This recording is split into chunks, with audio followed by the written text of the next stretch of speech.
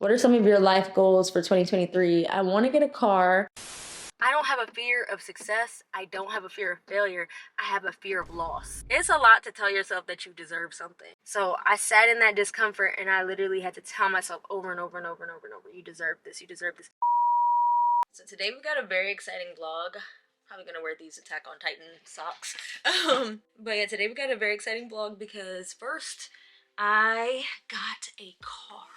So we're gonna talk more about that, but also it's just gonna be a catching up kind of video. This isn't gonna be true to, like, if you follow my vlog channel, you know I be editing and doing a lot. Today we're not really doing that. Today we're actually doing more of just talking, catching up, that kind of thing. Yeah, it just feels very surreal. I'm gonna talk a lot more about it in the video. Let's go. Alright, and your girl got a silk press right now. Let me set this on my dining table. So this silk press is dang near a week old now. So what I'm gonna do is I'm gonna go to the top of a parking garage and then take my car photos, and then I'm gonna, if I have time, I wanna go grocery shopping, but knowing me, dang, losing my train of thought.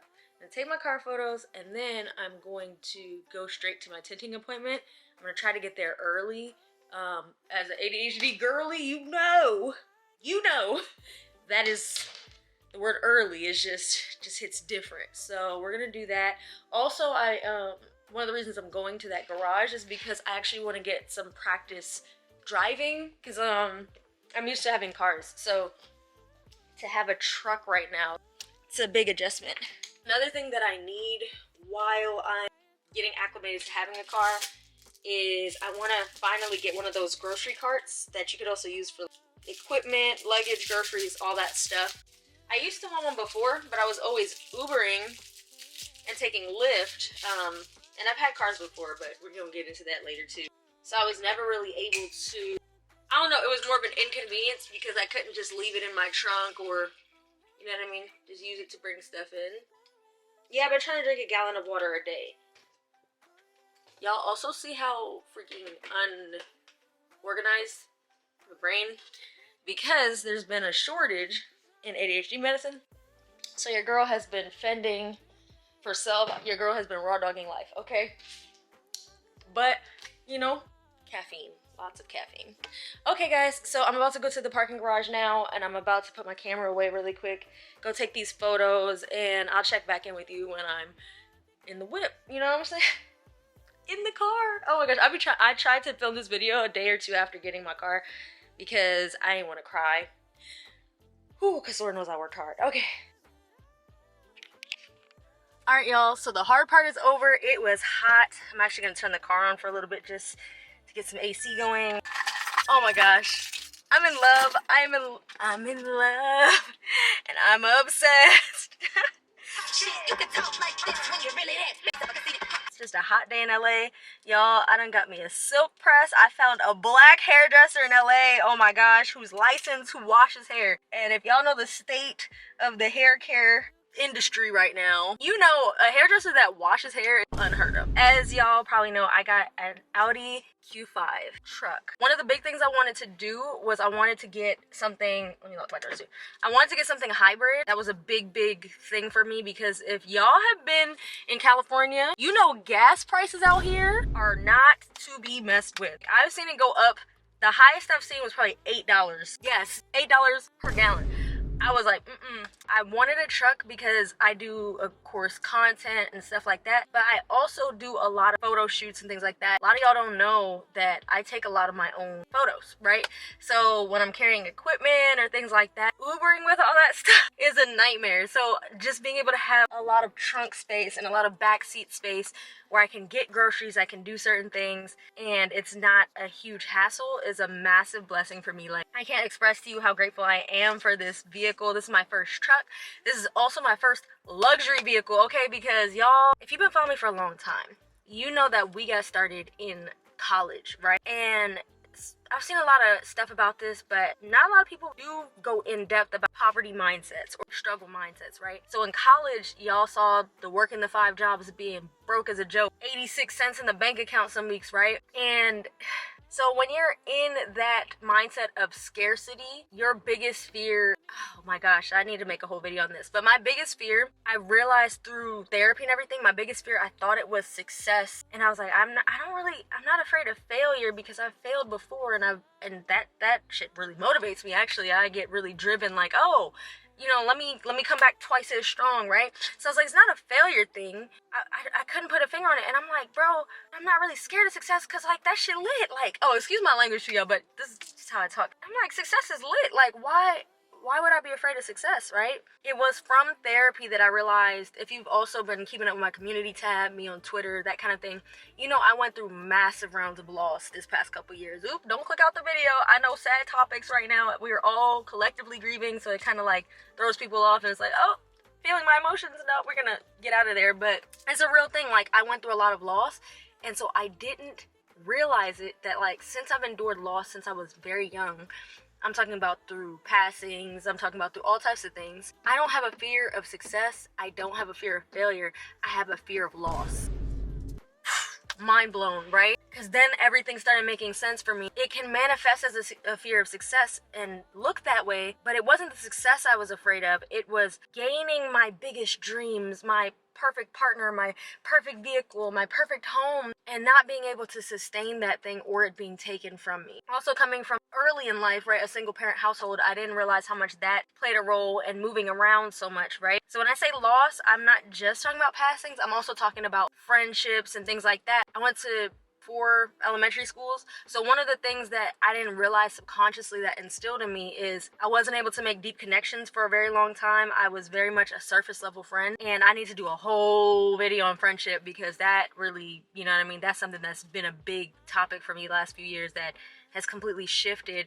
But I was a surface level friend, and don't get me wrong, surface level friends get along with everybody. They're so likable, right? Now that I'm not a surface level friend, I can be a bit more polarizing, and that's fine, right? But I'm getting now the deep connections I crave.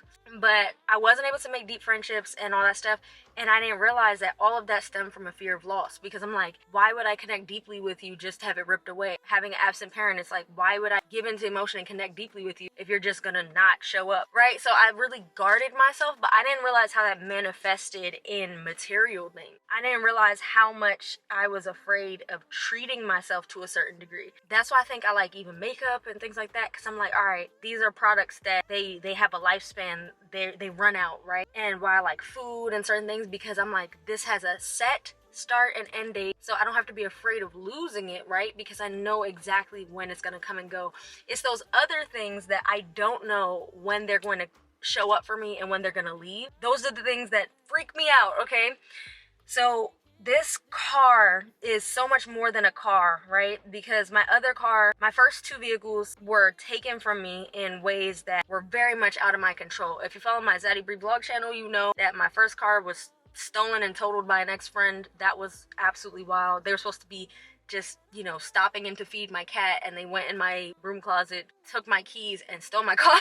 Absolutely wild. If you want to see that, that vlog is still up. But this car, you know, I don't want to get too in depth, but in my past relationship, it was totaled by that person. I get nervous saying stuff like this, but that's simply just the truth of the matter, and I'm glad that they were okay. I'm glad that nobody was seriously injured or hurt in the accident. Everybody at the scene refused medical attention, all that good stuff. So it was a lot that went into that process as well. We were dealing with like fraud issues where people were trying to defraud my insurance. It's just a lot of things. And so it's funny because people will joke and be like, oh, Bree, don't let nobody borrow your car. I'm like, bro, this is actually the first time I let somebody use it, and this happened to me. So the other time it was taken. So I just felt like when I would get things for myself that were like not definite, they would get lost. And so now I'm in a process of trying to figure out how I can best become comfortable with loss, but also appreciate things while they're here. Yes, food and makeup and all these other things have an expiration date, but in reality in life, there's not a single thing except maybe styrofoam, roaches, but a lot of other things in life have an expiration date, you know what I'm saying? And I think the more I acknowledge that everything has an expiration date, that shouldn't scare me. Just the same way I throw them strawberries down because I know they're going to get brown and mushy and gross. I don't avoid the strawberries because I know they're going to spoil. Indulge in them. I cover them in chocolate. You know what I mean? I live it up. So I'm trying to do that with other things. So with this car, I'm gonna do that. And I even noticed that, like, sure, I do decorate my spaces, but I'm even hesitant with decorating. Like my bedroom, y'all probably seen in the beginning of the vlog, barely decorated, right? Yeah, I won't decorate my spaces. I won't do a bunch of things because I just feel like everything has such a temporariness, and it's like if I have to pick up and leave on the drop of a dime, I want to be able to do that. The focus of this upcoming year for me is going to be enjoyment of things while they're here. So this car, I already done placed my little order, y'all. I got like little trash bins and maybe a steering wheel cover, little things to make it feel like my own. And regardless of what happens, though I'm pretty safe driver and all that stuff, I want to, while it's here, while I have it, in the future I might get something else, right? But while it's here, I'm going to cherish it. I'm going to try to cherish everything, you know what I mean? Down to clothing, down to shoes. I think maintenance is like the key. Maintenance. So like, if I have a pair of shoes, I'm maintaining it. Even my house, right? I clean the whole house, and I've been putting things back where they need to be. I know that sounds like, okay, Brie, that's common sense, but for someone with ADHD, that's a big deal. My fellow ADHDers out there, you're probably like, whoa, putting things back same day, same time. It's just like I'm showing respect for myself, respect for my space, respect for the things that I own. And instead of going out and buying new things all the time, I want to learn how to, like, I know how to sew, but I really want to learn how to like sew and do stain removal. A lot of this stuff is online, thank goodness, but I think when you have great maintenance skills, you just live an overall happier life. I've gotten good at maintaining relationships now. I've been feeling good about that, but I think I can grow in that area too. And so yeah, I'm gonna be working on and self-maintenance, right? I got my standing manicure, pedicure appointments going, y'all. We're doing pretty good. And just knowing myself, right? So with my standing mani and pedi appointments, manicures have always been easy for me to schedule because once I see my nails growing out, I just hit the person up like, what's good? But pedicures were the things that I always struggle with, so I'm gonna do like probably a separate video on like hygiene and maintenance and stuff. But I noticed that with pedicures, instead of like having that anxiety about having to call a shop and do all this stuff every 2 to 3 weeks from my original appointment, I just lock a day in. That way, when I'm formulating my schedule a week or two from that appointment, I'll be like, oh, I can't take that meeting this time because I have my pedicure. Hope y'all are keeping up with me. Again, we are off the ADHD medication I was on for 5 years. I would really appreciate it if one of y'all could take this video and go through, and any videos I say that would be great follow-up videos, can you put them in the comments for me? Because that would be so helpful for me. Because sometimes I try to grab them when I'm editing, but I be forgetting sometimes. So like, it would be helpful if I had like a top pinned comment of videos for upcoming stuff. I'm actually going to do some more realistic like ADHD content because I feel like people need that. We need that representation. The 4 procrastination series was good for that, but I feel like there's more we can do. All right, it's about 2:46 now.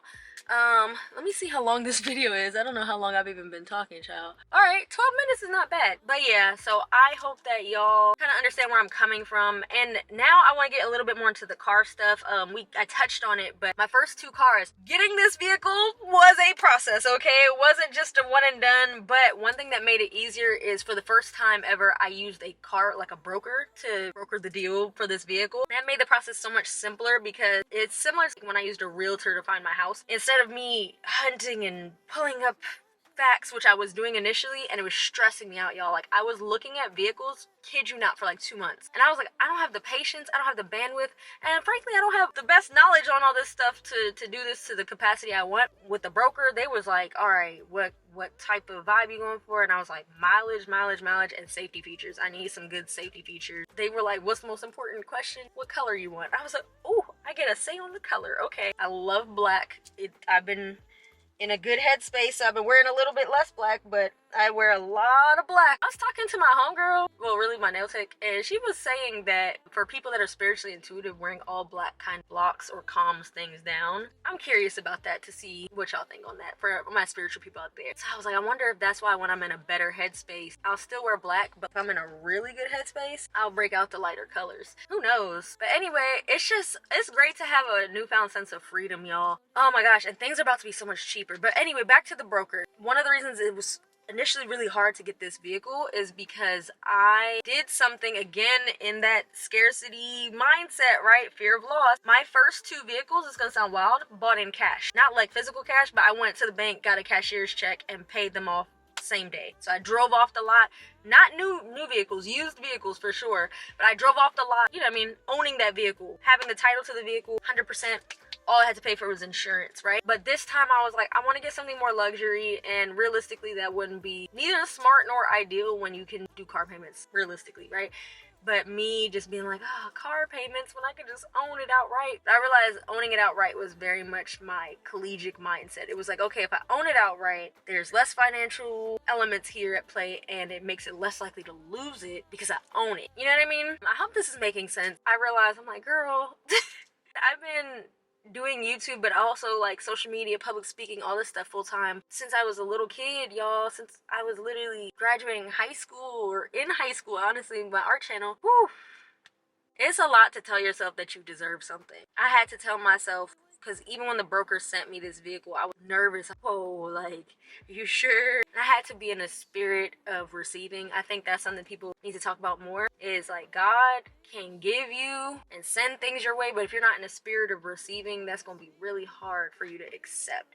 So I had to get into a spirit of receiving to even get here. So I sat in that discomfort, and I literally had to tell myself over and over and over and over and over, you deserve this, you deserve this. And guess what, y'all? When I finally got the vehicle, ironically, the most common comment I got from my loved ones, love y'all, was, you deserve this, you deserve this, you work so hard, you deserve it, you deserve it. And I was just like, whew. And I know exterior validation isn't the only thing that should drive you, but man, seeing that from people really just, it hit different. It hit different. Because I had been telling myself that, but you know, sometimes you go through imposter syndrome where it's like, yeah, I deserve it, but do I believe I deserve it? You know what I mean? Sometimes you gotta say it till you believe it too. And once I got into this spirit of receiving, I'm just telling myself, man, I deserve all the good things coming my way. I deserve all the good things coming my way. I deserve all, say it with me, y'all. I deserve all the good things coming my way. I deserve all the good things coming my way. I deserve all the good things coming my way. One more time. I deserve all the good things coming my way. Whew. It's making me a little teary-eyed thinking about it, but yeah. That's the spirit we got to get into, y'all. And if you're with me, if you've struggled with anything similar, please comment below and share your stories. Or if you are overcoming a fear of loss and you have some advice, please share it below. One thing I've talked about, I've been doing my little public speaking tour recently, which I'll talk more about soon. But one thing I've talked about that I haven't expressed, oh gosh, this is gonna make me too emotional. I might have to save this for another video, part 2. But in general, that a lot of YouTubers and people think that we're just here to serve our audiences and just to like be a resource. But I was like, my community, y'all have helped me in ways you don't even realize, right? There are messages that y'all have sent me that have literally changed my life, kept me going, kept me strong during all this other stuff, right? And so, my bad, y'all. I'm just looking because there's a random guy on this balcony. But yeah, it has changed me for the better. And so I am so appreciative of y'all. Alright, y'all. My camera's been overheating in this hot sun right now. So I'm going to actually wrap it up. But I love y'all so much. And if you have any more questions about my, car process, let me know. The last thing I just really wanted to share is that the part that I left out was, since I bought those other cars in cash, the loan people, or like the car payment people, were trying to treat it like this was my first car, which was really blowing me, because I'm like, thinking, you know what I'm saying? I was like, but it took doing like tax returns and a bunch of different proofs of income and a bunch of stuff to be able to get into this vehicle. But we finally made it work. We finally found a dealership that was, willing to compromise and stuff. The dealership also, if you live in a major city, woo, and you're not even using a broker, go to a dealership that's well outside of the city, because I think this vehicle came from like Simi Valley or something. The vehicles are just cheaper if you go further outside of a major city. So even if you live in a major city, you're looking for a car, get it a couple thousand cheaper, go somewhere else. But anyway, I'm about to go to my tinting appointment. My camera should cool down by then. I'll talk to y'all some more in there, potentially. If I don't get to talk to y'all again today, I love you. I love you. Peace out, gang, and I'll see you in my next video. Thank you for keeping up with me for all these years. I love y'all so much, and I appreciate y'all. There's somebody literally staring at me from this rooftop right now, so that's why I was like, ooh, can't wait to get these tints. They said they'd be done in an hour and a half too, child. We about to be gravy. But anyway, love y'all. Bye.